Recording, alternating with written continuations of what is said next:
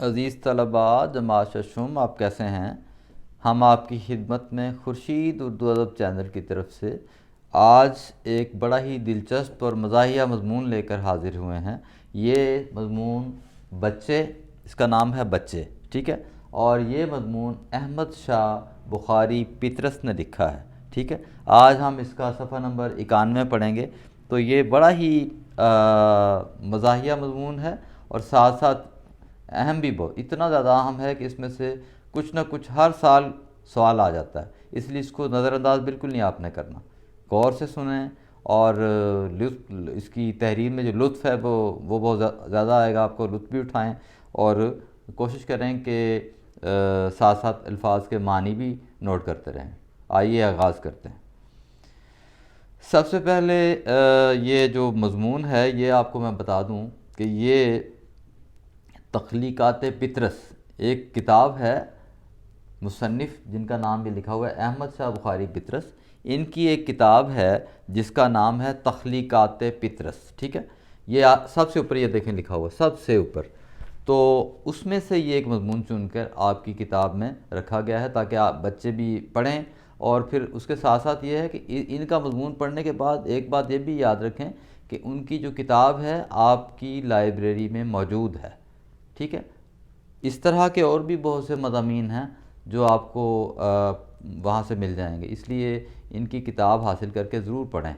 تو اس کا جو شروع میں جو 4-5 لائنوں کا جو کچھ اس میں تعارف لکھا ہوا ہے، مصنف کا تعارف لکھا ہوا ہے، تو یہ ہم پڑھتے ہیں، اور ایک بات آپ نوٹ کر لیں کہ یہ جو تعارف ہے اس کو بھی بالکل اچھی طرح یاد کریں، کیونکہ اس کو نظر انداز بالکل نہیں کرنا آپ کو۔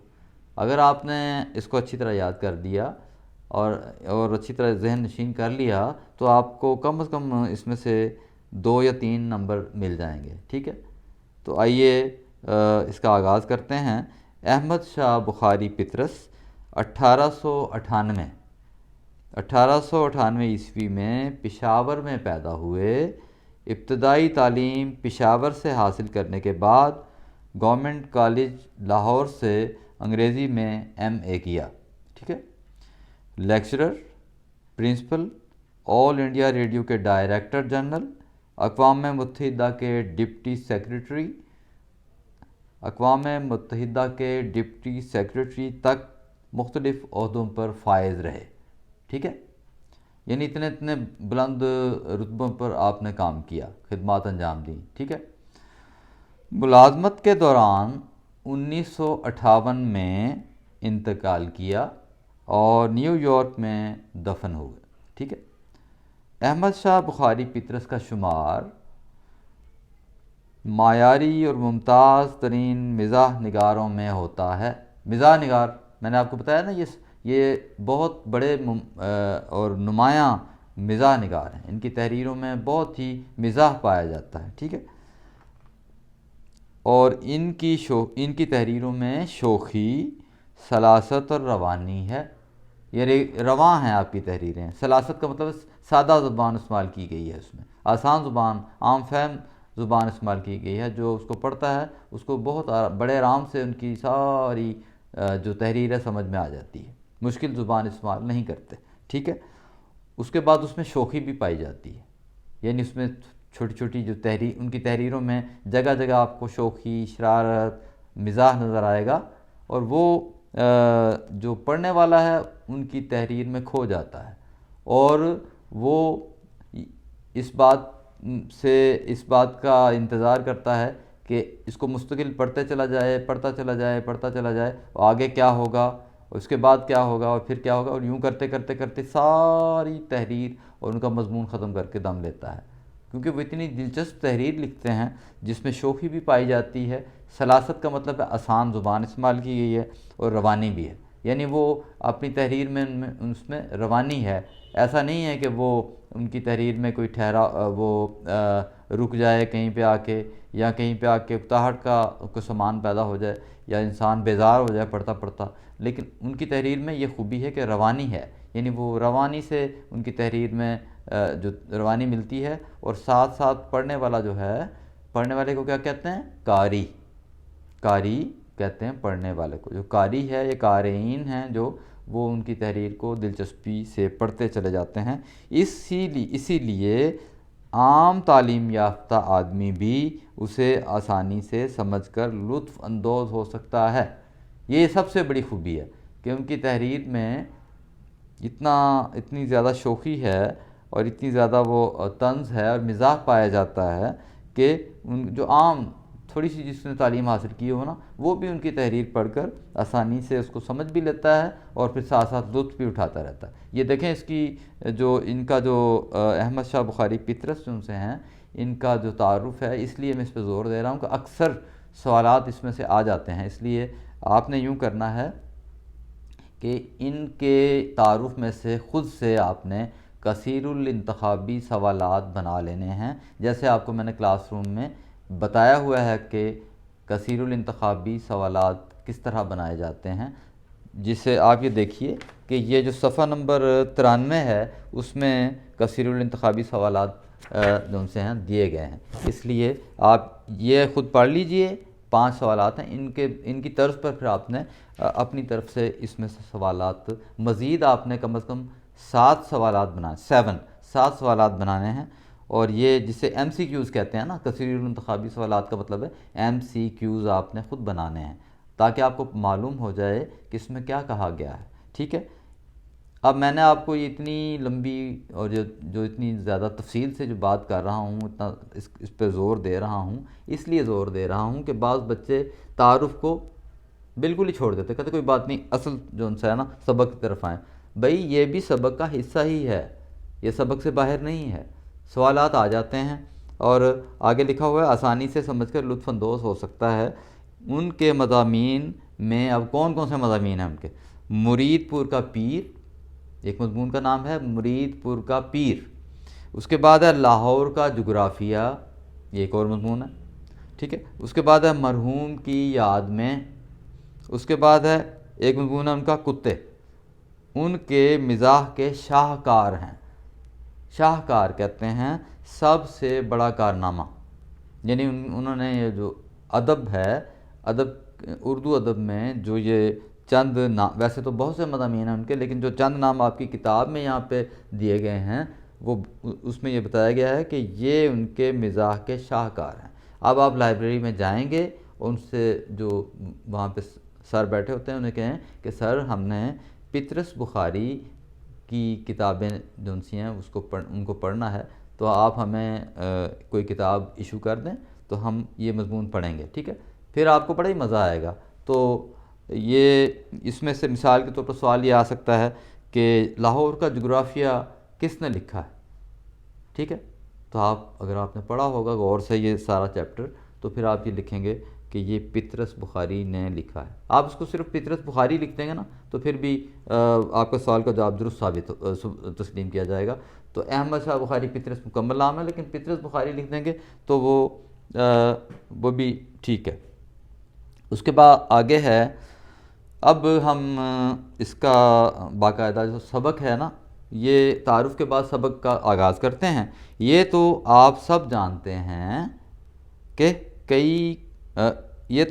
جانتے ہیں کہ بچوں کی کئی قسمیں ہیں، یعنی کئی اقسام ہیں، بچوں کی کئی اقسام ہیں۔ بعض بچے ہوتے ہیں وہ ضدی ہوتے ہیں، بعض ہوتے ہیں بڑے پرسکون ہوتے ہیں، بعض جو ہیں خاموش رہتے ہیں اور بڑے آرام سے اپنا وقت گزارتے ہیں۔ لیکن یہ کوئی اور بات کر رہے ہیں یہاں پہ، اور اس میں بھی مزاح پایا جاتا ہے۔ یعنی ان کی بنیادی بات یہ ہے، جب بھی پطرس بخاری کا نام آتا ہے تو آپ کو سب سے پہلے ان کی جو خوبی ہے آپ کے ذہن میں آنی چاہیے کہ وہ مزاح پیدا کرتے ہیں، ان کی تحریر میں مزاح ملتا ہے، ٹھیک ہے، شوخی ملتی ہے۔ اور ایک تیسری خوبی ان کی ہے سلاست، یعنی وہ بڑے ہی آسان الفاظ استعمال کرتے ہیں اپنی تحریر میں۔ تو اس کے بعد وہ لکھ رہے ہیں، یہ تو آپ جانتے ہیں کہ بچوں کی کئی قسمیں ہیں۔ اس کے بعد کیا آ گیا ہے؟ کیا ہے؟ سکتہ آیا، الٹی پیش آ گئی ہے، سکتہ، ٹھیک ہے۔ یہ تو علامت وقف بھی آپ کو میں ساتھ ساتھ بتائے جا رہا ہوں تاکہ آپ کو اچھی طرح یاد ہو جائے۔ تو کئی قسمیں ہیں، مثلاً بلی کے بچے، فاختہ کے بچے وغیرہ وغیرہ، ٹھیک ہے۔ مگر میری مراد صرف انسان کے بچوں سے ہے۔ اب وہ صحیح اپنے مضمون کی طرف آ رہے ہیں کہ میری جو مراد ہے، میرا جو مطلب ہے نا جو بات کرنے کا، وہ یہ ہے کہ میں انسانوں کے بچوں کے بارے میں بات آج کروں گا۔ اس مضمون میں انسانوں کے بچوں کے بارے میں آپ سے کچھ بیان کروں گا، جن کی بظاہر تو کئی قسمیں ہیں۔ بظاہر کا مطلب ہے ظاہری طور پر ان کی کئی قسمیں ہیں۔ کوئی پیارا بچہ ہے، کوئی ننھا بچہ ہے، کوئی پھول سا بچہ ہے، کوئی چاند سا بچہ ہے۔ تو یہ دیکھیے، یہ سوال اکثر آ جاتا ہے کہ پطرس نے اپنے سبق میں کون کون سی بچوں کی اقسام گنوائی ہیں، کن کن کا ذکر کیا ہے۔ تو یہ 4 قسمیں ہیں، میں اس کو دہرا دیتا ہوں۔ کون سا؟ کوئی پیارا بچہ ہے، کوئی ننھا بچہ ہے، ٹھیک ہے، اور کوئی پھول سا بچہ ہے، اور چوتھی ہے کوئی چاند سا بچہ ہے، ٹھیک ہے جی۔ اس کے بعد آگے چلتے ہیں۔ لیکن یہ سب اس وقت تک کی باتیں ہیں جب تک برخوردار پنگھوڑے میں سویا پڑا ہے۔ جب تک تو وہ خاموش ہے، پرسکون ہے، تو پھر تو یہ ساری باتیں پوری اترتی ہیں اس پر کہ وہ بڑا پیارا بھی لگے گا، اور وہ بچہ بڑا ننھا منھا بھی لگے گا، بڑا اچھا بچہ یہ، اور پھول سا لگے گا، کیسے خاموشی سے لیٹا ہوا ہے، سو رہا ہے۔ اور کوئی کہے گا کہ ہائے کتنا چاند سا بچہ ہے، آرام سے سو رہا ہے۔ لیکن یہ اس وقت تک ہے جب تک وہ سو رہا ہے، ٹھیک ہے۔ تو برخوردار بیٹے کو کہتے ہیں۔ جہاں بیدار ہونے پر بچے کے 5 حواس کام کرنے لگے۔ اب وہ کہہ رہے ہیں کہ جیسے ہی بچہ بیدار ہوا، یعنی جاگ اٹھا، نیند سے بیدار ہو گیا، اس کی آنکھ کھل گئی، تو پھر کیا ہوگا؟ جو 5 حواس ہیں اس کے، وہ کام کرنے لگے۔ حواس، حس، 5 سینسز کو اردو میں 5 حواس کہتے ہیں۔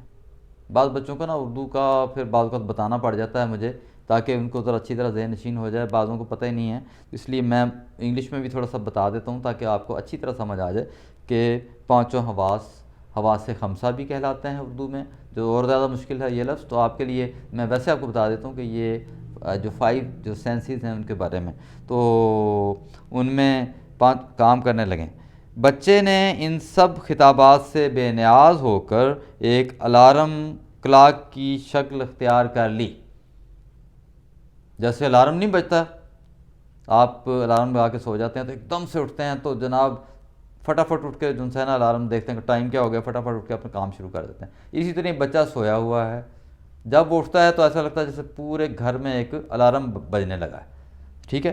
اور پھر وہ کہہ رہے ہیں کہ ان سب خطابات سے بے نیاز ہو کر، لاپرواہ ہو کر، ٹھیک ہے، وہ کہتے ہیں کہ جو بچہ ہے نا وہ بے نیاز ہو جاتا ہے۔ وہ ان جو خطابات اوپر 4 بتائے ہیں نا، کہ بچہ جو ہے اس وقت اس کا پیارا ہونا، اس کا ننھا بچہ ہونا، اور اس کا پھول سا بچہ بن جانا، یا چاند سا بچہ ہونا، وہ سارے جو 4 کے 4 خطابات ہیں نا، خاص نام جو ان سے ہیں، وہ سارے کے سارے ایک طرف رہ جاتے ہیں۔ جب وہ اٹھتا ہے تو سارے گھر میں گویا ایک الارم بج گیا ہے، اور سب جو ان سے ہیں نا وہ جاگ اٹھے ہیں، اور سب جو ان سے ہیں نا وہ پریشان حال ہو جاتے ہیں کہ بچہ جو ان سے شور مچا رہا ہے۔ بچے نے ان سب خطابات سے بے نیاز ہو کر ایک الارم کلاک کی شکل اختیار کر دی۔ جیسے کلاک کا الارم نہیں بجنے لگ جاتا تو سب جاگ جاتے ہیں۔ تو وہ کہتا ہے کہ یہ جو میں نے اوپر لکھا ہے، پطرس کہتے ہیں کہ اب میں آپ کو پورا نام نہیں لے رہا کہ احمد شاہ پطرس بخاری کہتے ہیں، ٹھیک ہے، تو پطرس کہتے ہیں یہ جو میں نے اوپر لکھا ہے کہ بیدار ہونے کے بعد بچے کے 5 حواس کام کرنے لگ جاتے ہیں، یہ میں نے